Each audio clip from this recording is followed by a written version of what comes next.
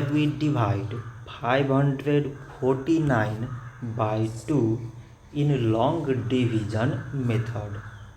2 times 2 is 4. On subtracting we get 1. So now we put down this 4 and it is 14. 2 times 7 is 14. On subtracting we get 0. So again we put down this 9 and 2 times 4 is 8.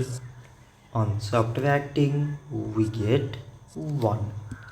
So now this 1 is less than 2 and there is no other number to put it down.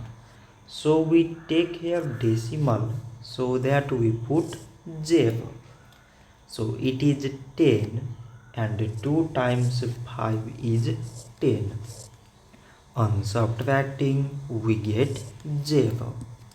So 549 divided by 2 is 274 decimal 5.